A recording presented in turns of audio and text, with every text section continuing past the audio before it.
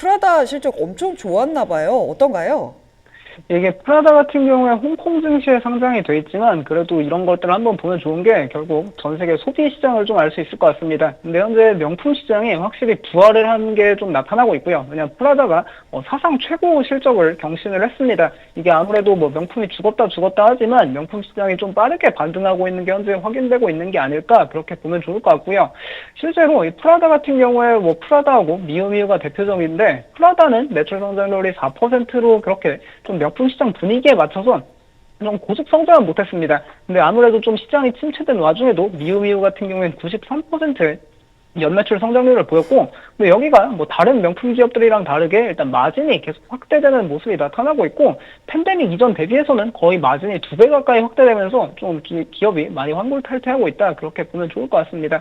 근데 이제 뭐 럭셔리 카테고리에서도 뭐 모든 카테고리, 모든 성별, 모든 지역에서 다 팔렸다고 하고, 그리고 2025년에는 럭셔리 산업 자체가 조금은 울퉁불퉁하겠지만 회복할 것 같다 그런 이야기도 긍정적인 이야기가 많이 나왔습니다. 그리고 결국 이제 또 이런 소비재 투자 중 핵심은 Z세대 소비자들한테 인기가 있는 건데, 뭐 미우미우가 Z세대 소비자한테 계속 인기가 있다 그런 긍정적 이야기도 있었고요. 근데 이 기업이 뭐 실적 발표를 하고 사상 최대 실적을 썼음에도 주가가 많이 상승을 못했는데, 최근 아무래도 M&A 이슈가 계속 존재하고 있습니다. 여기 미국 증시에 상장돼 있는 카프리 홀딩스라고 이제 마이클 코어스하고 베르사체, 지미추 갖고 있는 기업인데, 여기가 이제 작년에 올해 초에는 이제 테피스트리하고 합병이 불발되면서 주가 급락했던 사례가 있거든요.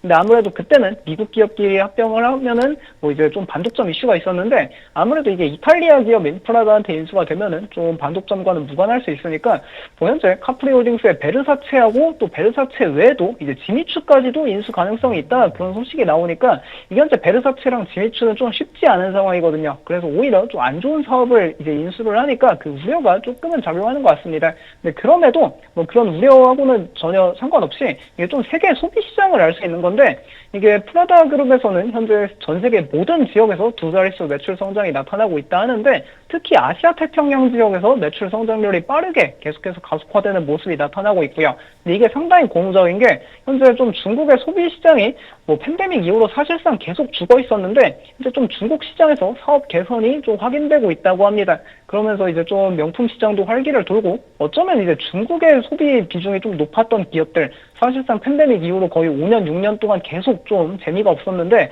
어쩌면 이제 다시 중국의 소비가 좀 노출돼 있는 기업들이 다시 살아날 가능성도 있지 않을까, 그런 긍정적인 측면도 한번 고려해보면 좋을 것 같고요. 뭐 그리고 이 프라다 기업 자체로 가보면은 뭐 프라다나 미우미우나 이제 이번 분기를 기준으로 역대 최대 매출을 경신했다 이런 내용도 나오고 있고요.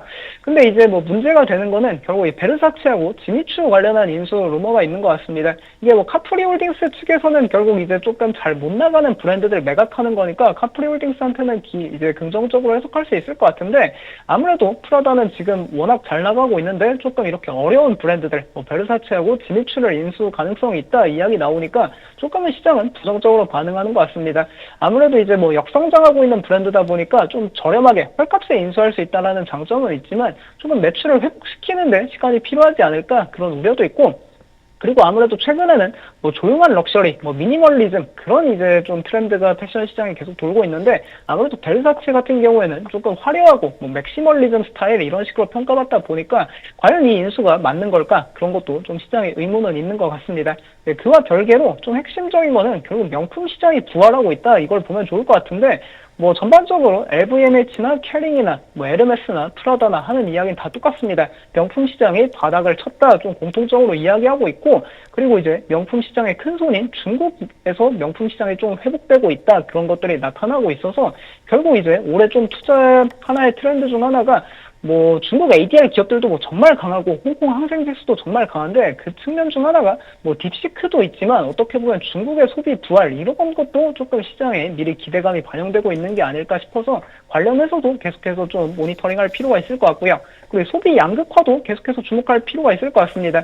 아무래도 뭐 이제 미국 증시에 상장돼 있는 달러 제너럴이나 달러트리 같은 좀 저소득층 소비자들이 가는 그런 매장은 뭐 여전히 사실상 바닥을 친 기미도 없고 계속 어려워지고 있는데, 그냥 중산층 이상 그리고 고소득층들이 소비하는 이쪽 소비 시장은 뭐 계속 더 뜨거워지는 상황이 나타나다 보니까 관련한 기업들은 계속해서 모니터링할 필요가 있을 것 같고요. 그 외에도 오늘 이제 트럼프 대통령이 의회에서 발언한 것 중 하나가 영구적으로 소득세 인하를 추진한다 이야기가 나왔는데 결국 소득세 인하하면은 뭐 그 돈으로 뭐 주식 투자하고 하는 사람들도 있지만 생각보다 사람들은 대부분 다 그걸 소비하는 데 씁니다. 그러다 보니까 이 트렌드 주도하는 소비재 기업들 뭐 올해 계속해서 이 트럼프 행정부의 소득세 감면과 연관지어서도 꾸준히 관심을 가질 필요가 있을 것 같습니다. 이 미우미우의 아시아 엠베서더가 장원영이에요. 그래서 굉장히 눈이 이제, 번쩍 뜨이는데요. 핫한 브랜드가 되면서 프라다의 실적이 굉장히 좋게 나왔습니다.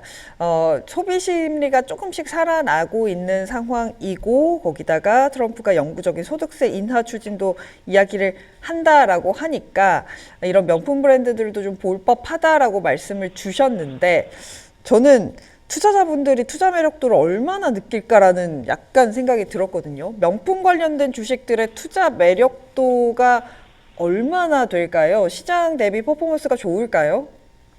예, 아무래도 최근에 이제 뭐 한 2020년대 넘어서 좀 서학개미 열풍이 불 때 이제 좀 LVMH나 캐링 같은 이제 유럽에 있는 명품 주식을 좀 투자하는 수요가 꽤 있었던 걸로 압니다. 근데 이것들이 좀 이후에 명품 시장이 거의 뭐 금융위기 이후로 침체를 맞으면서 조금 다들 뭐 손절을 하고 떠난 경우도 많지만 이게 정말 이제 과거부터 봤을 때는 LVMH나 캐링 뭐 일부 에르메스 같은 기업들은 정말 오랫동안 주가가 뭐 말도 안 되는 수준으로 계속 시장을 상회하는 이제 수익률을 기록했다 보니까 조금 이 명품 섹터에서도 좀 시장 트렌드를 주도하고 꾸준히 잘 나가는 그런 브랜드들은 충분히 투자 가치가 있지 않나 그렇게 보면 좋을 것 같습니다. 네.